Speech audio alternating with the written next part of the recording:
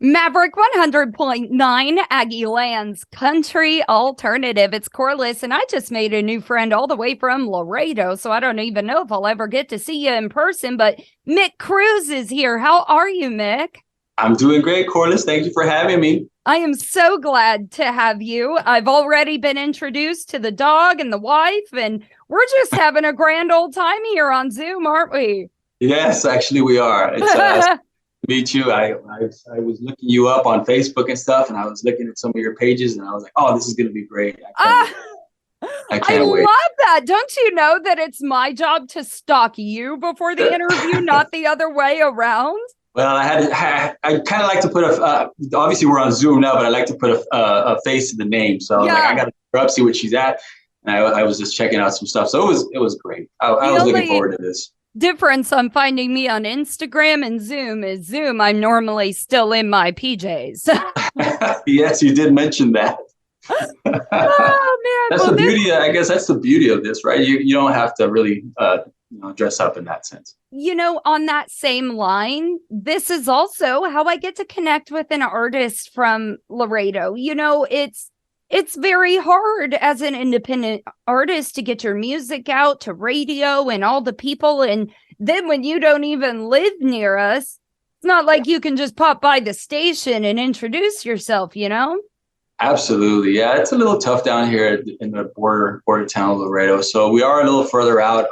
My job has brought me over here. I mean, obviously we're from here, but that's where my job is. So we stayed here. And it is a little tough to get the music a little further out throughout Texas. And that is very true.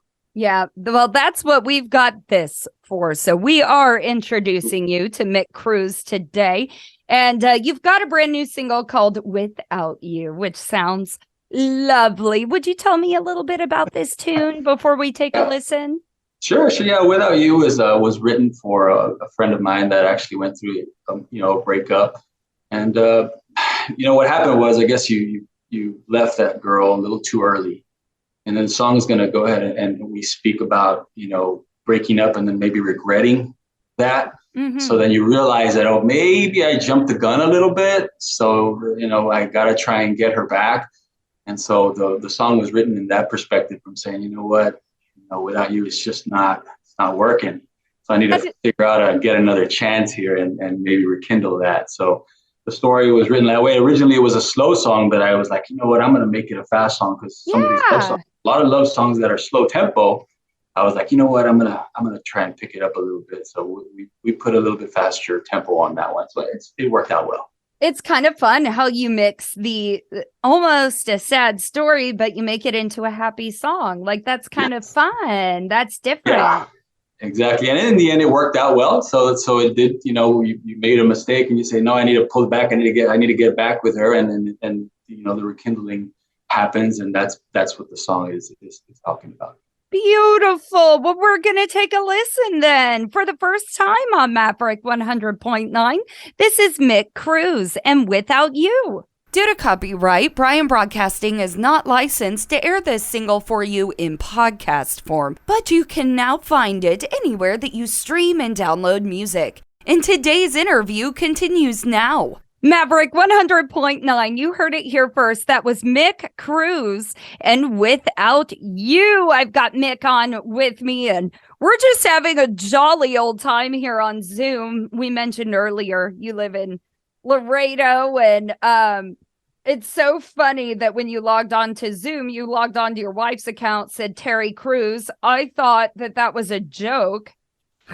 Yeah, I really didn't realize it until it popped up. I had the preview going on. I was like, I'm going to give her a little bit of time because I know that I think you were still on another call. And I was like, okay, I'll wait a little bit. But it didn't say the name. And I was like, well, no, I can't do anything about it now. But it's okay. Gosh, it's just so funny because he's one of my favorite actors. So your wife officially has the coolest name ever. And you did mention you guys have children. You guys are living down in Laredo. You've got a day job. Tell me a little bit about the mixture of life and music.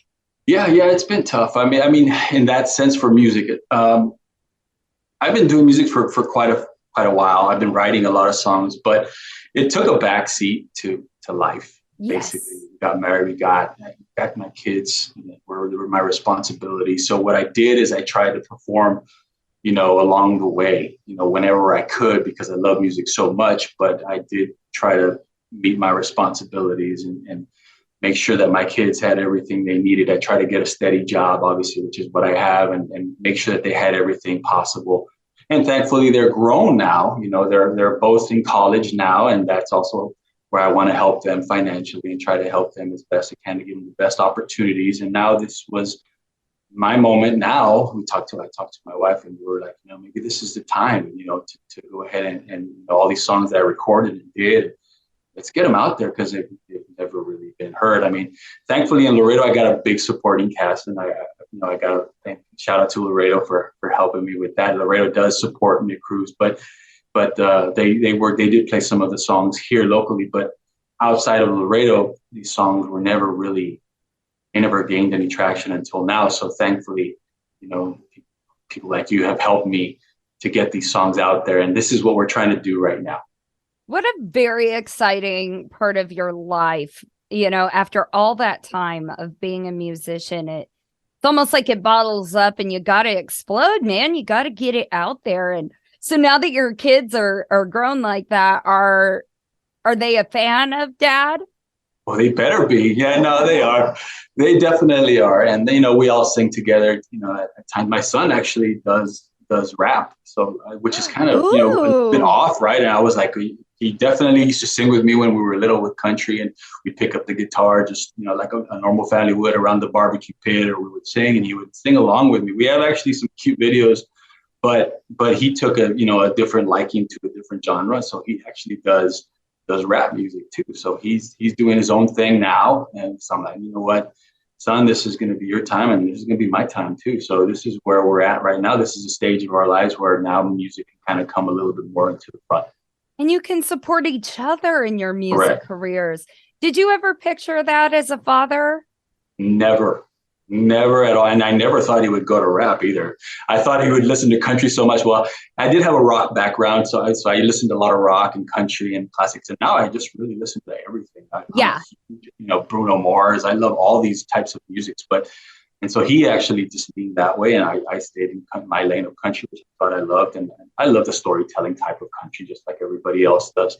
And so, but I never thought that we would, now we can support each other. And he asked me questions about what I've already learned along the way, and I try to guide him as best I can. So that is beautiful. I love that. I kind of grew up the same way. I know my parents were not happy when I discovered hip hop, because I fell head over heels in love in my teen years. And to be honest with you, I still very much am in love with hip hop. I am still very much in love with rock and with country. And I was raised, my dad was a musician, and it was really that 60s and 70s pop and rock that took over my entire soul. And my mom was the country fan, and we constantly went to country concerts, and that's how I ended up in country radio. But as far as fandom goes, man, that's awesome. It's all music. And my nephews are now 16 and 18 and have started a metal band, and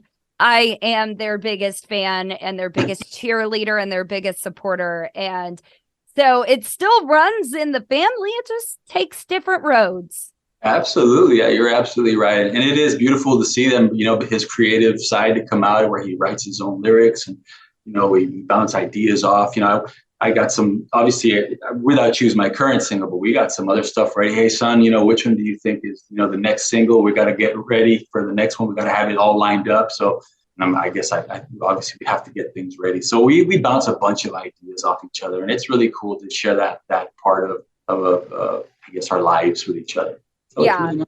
Well, our dads are important anyways. And now I'm starting to, especially since mine isn't here anymore. So I come up with these questions that I obviously can't ask anymore. And one would be, what did my dad always see in me? What did he always see in me, especially back when I sang? God, he was my biggest fan. He thought I was the coolest thing ever.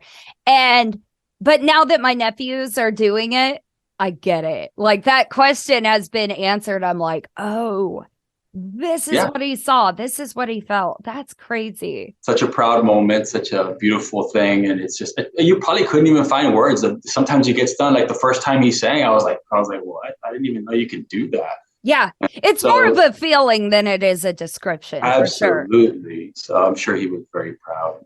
That is me and Mick's advice to everyone out there right now. If you have creative children, please embrace that. Please support it. Absolutely. Got to. Well, what else is on the road on the summer? Any more music releases? Any out? Right now, we're obviously going to push the Without You further, but we got some dates that we're working on. Slowly but surely, we're going to start getting some more bookings and stuff. You can visit the website at www.mickcruzmusic.com, and you can definitely see the music or the venues that we're going to be playing at. So slowly we're starting to get some really good energy, and people are starting to reach out now. So slowly but surely we're definitely gonna get out there. So get to a place where, we can get this song out there and I can meet people and people can know who I am. And that's the objective. And I know we do have several songs lined up, and I can't wait to get more music out there. Sometimes you want to rush and just kind of throw them all out there, but you really have to just kind of, pace yourself and let the songs, grow and become their own thing. But we're excited. I'm excited. I just can't wait. So I'm excited for you. Hopefully my microphone is working. Is this? Yes, it is. Okay. I had a little oopsie in here. A little technical difficulties.